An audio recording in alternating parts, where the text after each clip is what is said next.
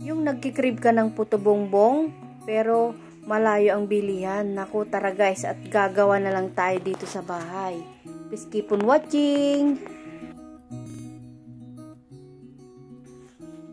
Sa isang bowl, meron tayong 500 grams na glutinous rice. Itong glutinous rice na to, nabibili ito sa mga grocery.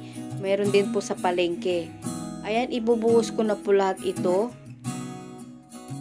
Ayan, bali sa isang 500 grams, 2 cups po na tubig ang ilalagay natin. Hindi ko po muna ilalagay lahat. Unti-untiin nating ilalagay yung tubig.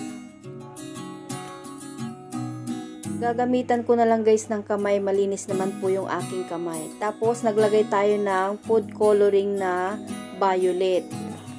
Ayan, tansya-tansya lang po yung paglalagay ko. Depende po sa inyo kung gusto nyo po ng makulay, matingkad na pagka-violet. Ayan, halo-haloin lang natin ito hanggang sa makuha natin yung tamang texture na gusto natin. Nagdagdag ulit po ako ng tubig. Tapos nagdagdag din po ulit ako ng pampakulay. Gusto ko kasi yung matingkad yung pagka-violet niya. Yung ganitong-ganito na siya guys. Ayan, yan yung tamang-tamang texture na gusto ko.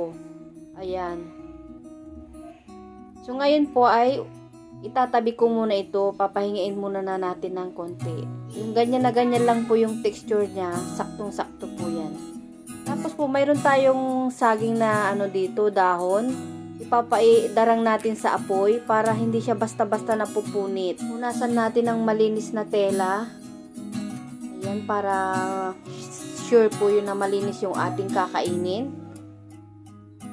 Tapos po nito ay pupunitin ko siya ng pare-parehas na sukat. Ayan, ganyan lang po yung sukat na gagamitin natin.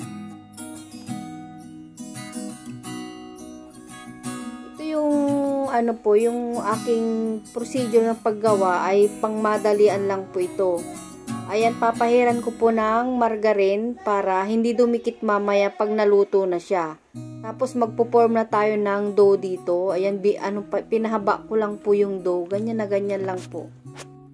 Yung nabibili sa labas guys, yung ginagawa nila, kinakayod nila yung yung dough. Pero sa atin, binilog ko na lang para mapadali lang po yung natin, trabaho natin. Tapos, ayan, mag-i-steam na tayo. Pinold ko po yung dulo para hindi pasukan ng tubig. I-steam natin ito ng 10 to 20 minutes. Ayan, nagpakulo na rin po ako ng tubig. Ako guys, kung hindi nyo pa nagagawa ito sa bahay, naku, gumawa ka na. Ito na siguro yung time para gumawa ka na rin. Ayan. At hindi mo pa matitipid yung sarili mo kung ano yung gusto mong ilagay na toppings.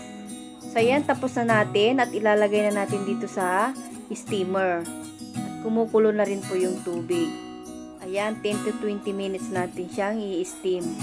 After ng 20 minutes guys, balikan natin. So, ito na siya. Ready na yung ating puto bongbong. Ayan. I-serve na natin. So, ito yung sinasabi ko sa inyo guys. Pagka ilagay nyo na sa dahon, pahiran nyo ng star margarine yung dahon para hindi siya dumikit. Ayan. Naku, nagkikrib na ako guys. Wala akong kinayod na nyog. Bali, ang ilalagay natin, keso at saka condensed milk. Ay, nasa sa inyo naman kung lalagay nyo ng kinayod na nyog. Tapos meron pala tayong star margarine dito. Star margarine, papahiran na natin sa ibabaw. Ayan, ang sarap nito guys. Talagang craving satisfied talaga tayo. Wala po akong kinayod na nyog. Ayan, balik is na kinayod naman po yung mayroon dito. Kaya yun po yung ating ilalagay. Ayan, budburan natin ng marami. Para mas masarap. Masarap yung maraming keso. Tapos lalagyan natin ng condensed milk. Ayan guys, napakasarap na nito guys. Naku.